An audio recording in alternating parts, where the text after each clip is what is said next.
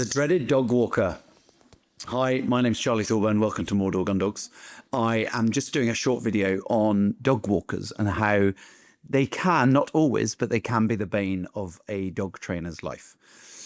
So people come to us or to other people and they go, I'm going to buy a dog. And whether they buy a dog from us, whether it's a puppy or a trained dog, or they buy a dog from somebody else and they come to us for lessons. And you start talking to them about the sort of the weekly life of their dog. And they say, oh yeah, well, we work. So we have a dog walker who comes in 3 or 4 days a week and takes the dog for a walk. Now, the problem is you come here to us for a lesson, or you go somewhere else for a lesson, and you put in that time and effort. But actually your dog walker is spending as much time, if not more, with your dog. And then maybe your kids are taking the dog out, and maybe your wife or your husband are taking the dog out. So your time with the dog is relatively little, and other people have as much or a bigger impact on your dog's attitude to the outside bigger world. Now, in an ideal world, you get like the dream dog walker who's a seriously good, capable dog trainer, and they would take your dog for a walk. But the reality is if they're that good, they're probably going to be a dog trainer and not a dog walker. And I know that a number of dog walkers that I've come across who've sort of learned and experienced, and they've evolved into being a dog trainer, and they sort of give up walking dogs because they enjoy training dogs more. And also to send your dog off with a dog trainer for an hour every week, twice a week, 3 times a week, is probably going to be quite a lot more expensive than sending your dog off with a dog walker. You know, like being seen by a doctor versus a nurse, or a vet versus a vet nurse, or a solicitor or a trainee solicitor. It's just sort of the reality of how it goes, I guess. The more skill, the higher price you command. So why do I have what do dog walkers do that's wrong? Well, firstly, they often don't tend to listen. They love dogs, but they don't necessarily tend to abide by the wishes of the owner, because they sort of think, well, we know more than the owner. What they might not know is that the owner's going to a professional, learning about training their dog, and is really trying to instill some good habits. And instead of working with the owner and with the dog walker an owner working together, the dog walker goes off with their dog. They might allow them to pull on a lead. They might not allow them to pull on a lead. The dog walkers might be awesome, and they might be instilling way more discipline than the owners. I'm sure there's plenty of cases like that. But in those cases, the owners probably aren't committed, so they're probably not coming to me for a lesson. Therefore, I'm not seeing those people. So I'm just talking about the people that we see. And the dog walker's allowing the dog to pull on a lead. It's allowing it to run free a lot with multiple other dogs, 6, 8, possibly even more dogs just running free 50, 80, 100 yards away from the owner. And this dog might only be a youngster. It might not even be old enough to be running that much. It might be only sort of 6 or 8 months old. It might be a year and a half.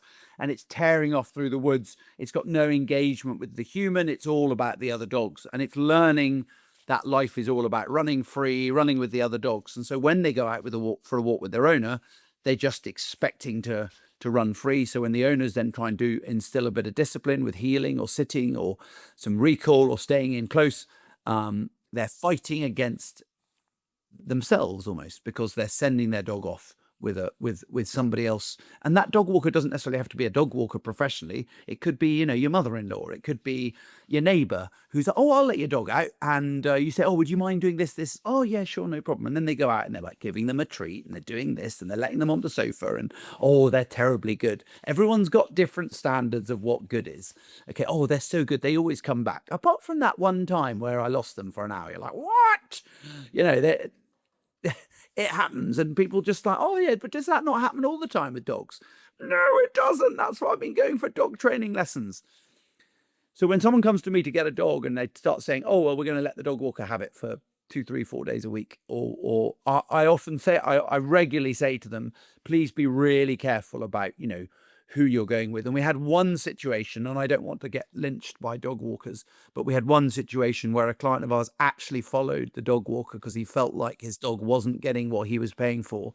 He'd put a tracker on the dog, and he followed, and he found that the dog walker was arriving in a forestry woodland area with a van load of dogs. I mean, way more than he anticipated. He thought there was sort of 4 or 5 dogs, and this person had 15 or 18 dogs. And they just opened the van door and they let the dogs out.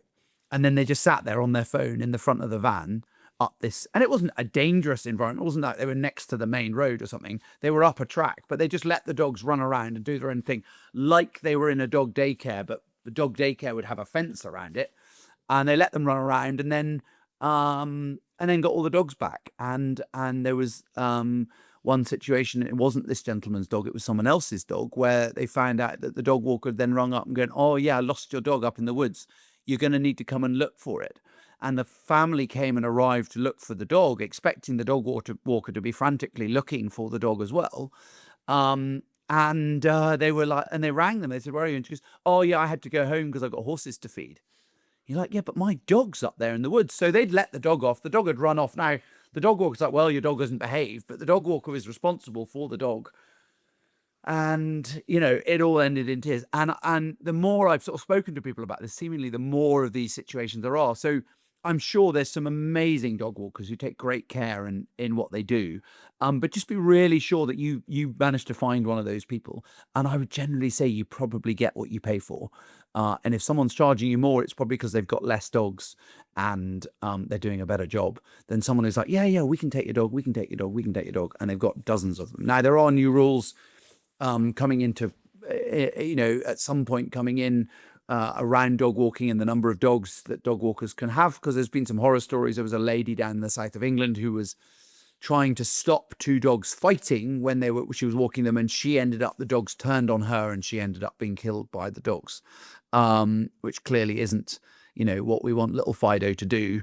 But we don't even want them to be associated or in that environment. That's just not a good scenario to be in. So just think of it in the same way as you look at the person who's teaching your kids and think, is that person the person I want to teach my kids?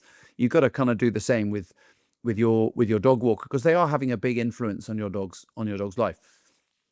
People will say to me sometimes, "Oh, well, what about what about dog daycare?" Dog daycare, in my view, is probably better. Again, if you get the right dog daycare. I wouldn't go to a dog daycare where they just let them run around the field all day, all day, all day, all day, because that's not good for them. You want to go to one that's well run. Their dogs maybe have some downtime. I've got a very good friend who's had dogs from me, who has just sold her dog daycare business. And talking to her about some of the things she did, at lunchtime they had a 2-hour downtime. So all the dogs, having had lots of exercise in the morning, they would then go to their crates and they would lie down quietly for 2 hours, because that's really good for dogs. Because if you think about your dog in a home environment, it spends quite a lot of time sleeping, quite a lot of time on the bed. So being out in a field running is not really that good for them. It's not good for their mindset, and let alone any of their training. So she would then have downtime, and then later in the afternoon, when the dogs were some of the times the dogs were being collected, she'd also have downtime. So the dogs weren't being disrupted by having to sort of pull one of the dogs out of the sort of playtime and take it home. And all the dogs were in their crates, and she would just go along quietly and take one of them out quietly out of the room, and it would go home. And she would have a sort of maximum number of dogs per member of staff, a maximum number of dogs out at the same time. She would have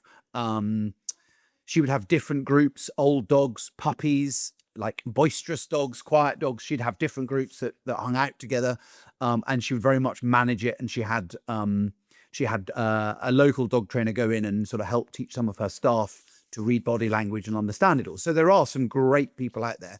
And if I had to pick, if someone said to me, I have to do dog walker or daycare with a young dog that isn't trained, I would always say daycare. If you've got an older dog that's trained and reliable, then even if the dog walker's letting them get away with a little bit too much and a little bit more than you would, you probably got a good chance of reining them back in when you're out with them. But what I would 100% say is, if your dog is a gun dog, you want to try and avoid all these things, because someone who's taking your dog out for walks or in a dog daycare, they are very unlikely to abide by the rules of don't throw the ball for the dog, don't let the dog do this, don't let the dog do that. And you pick your dog up on a Friday afternoon from dog daycare or the dog walker, expecting to take it shooting on a Saturday morning, and it just to walk to heel, sit at a peg, retrieve some birds, flush some birds. It is, having spent the whole week sort of dicking around, just kind of slightly completely out of control, it's just not going to happen. So just think about that. The idea of it all is great, but the reality is that it doesn't work quite as well as you think. So make sure you do your research, go and visit the dog daycare, go and watch the dog walker taking their without sounding sort of slightly suspicious, go and watch the dog walker taking the dogs out, see where they go, see how the dogs are transported, um, and make a really, really educated guess. Don't just sort of look up on Facebook, find a local one. They've got a space, great. Chances are the good ones probably don't have a space. So if you're thinking about getting a puppy, you're thinking about planning ahead, contact them in advance, because the people who are great at this will be full. And anyone who says, "Oh yeah, I've got 6 spaces next week," why? Remember, you get out what you put in the research, and you'll find a good person.